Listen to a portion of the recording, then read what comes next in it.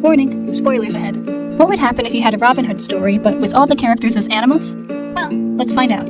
The rooster and minstrel Allendale introduces Robin Hood and Little John. Robin Hood and Little John walking through the forest, laughing back and forth at what the other has to say.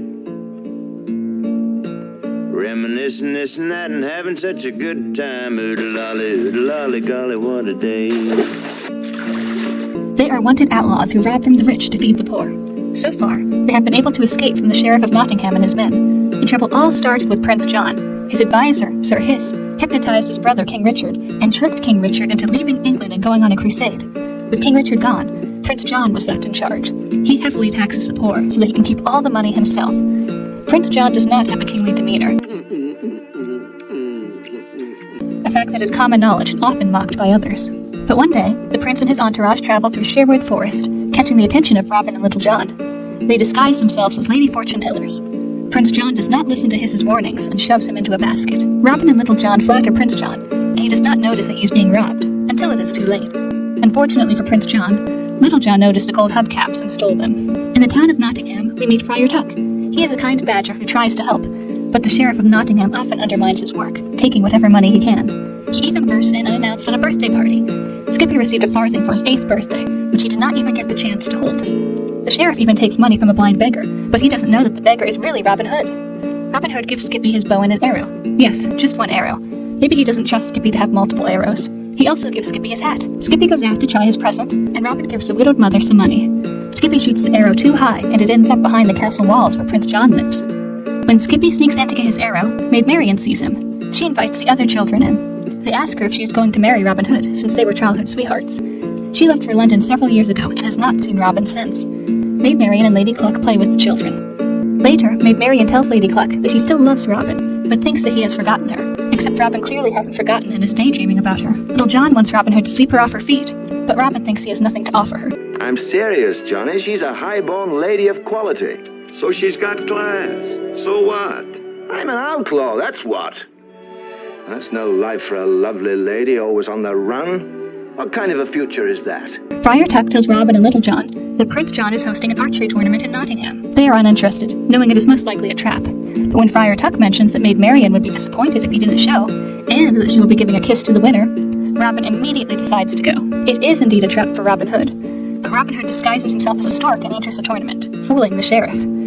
Little John disguises himself as Sir Reginald, Duke of Chutney. He flatters and takes Sir Hiss's seat, but Sir Hiss has to leave anyway. He has snooping to do. Robin reveals himself to Maid Marian. His excellent archery skills arouse Prince John's suspicions. Sir Hiss figures out the stork is Robin Hood. Before he can tell Prince John, Friar Tuck and Allendale shoot him down and trap him.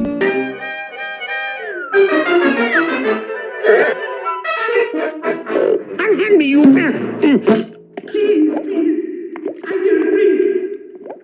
The two finalists in the tournament are the Honorable Sheriff of Nottingham, much to the crowd's dismay, and the stork, much to the crowd's pleasure. The sheriff cheats and gets a perfect bullseye. He tries to sabotage his opponent, but Robin shoots another arrow, and probably defies multiple laws of physics to do this.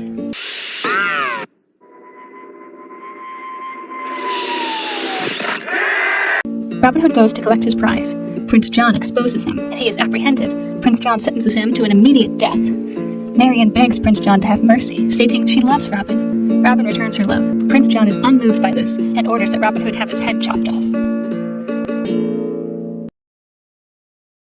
Little John, however, is able to change Prince John's mind. Robin Hood is released.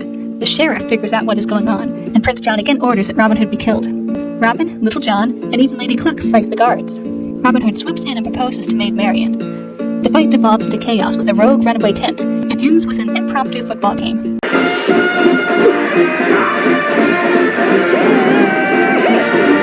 Sir Hiss is finally released and reveals too late that the stork is Robin Hood. Residents of Nottingham meet in Sherwood Forest and celebrate, singing a song about Prince John, the Phony King of England, complete with a puppet show. Incredible as he is inept, whenever the history books are kept, they'll call him the Phony King of England. The catchy song is heard by the sheriff. He and Sir Hiss sing it, but Prince John overhears. He orders the taxes to be tripled for their insolence. The people of Nottingham were then put in jail when they could not pay. A church mouse donates her last farthing to the empty poor box. When the sheriff takes it, Friar Tuck cannot contain his rage any longer. He fights the sheriff, but is arrested and put in jail. Prince John, despite his vast wealth, is unhappy because Robin Hood has not been caught. Once he hears that Friar Tuck is in jail, he creates a new scheme to catch him. He will hang Friar Tuck, something that even Sir Hiss is reluctant to do, since he is a man of the church. Prince John hopes that when Robin Hood tries to rescue the friar, he will be caught. Robin Hood, noticing the gallows, disguises himself as a beggar and finds out the plan to hang the friar, as well as the plan to catch Robin Hood.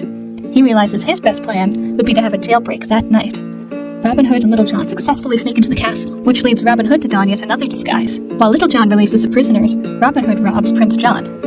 The prisoners help hold the gold. While taking the last gold bag, Sir Hiss wakes up and tries to stop Robin.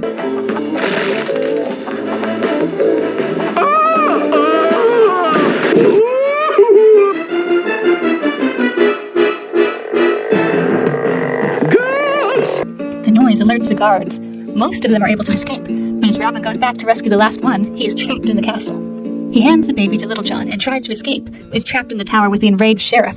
The sheriff sets the castle on fire, and Robin Hood must flee to the roof. In a last-ditch effort, he jumps into the moat. Kill him! He survives the fall, but the archers shoot him. He is presumed dead. But is revealed to have survived. The furious Prince John chases Sir Hiss after Hiss tells him his plans never work. King Richard returns, pardons Robin Hood, and sends the sheriff, Prince John, and Sir Hiss to work in the royal rock pile. Maid Marian and Robin Hood get married and live happily ever after. This was one of my favorite movies as a kid.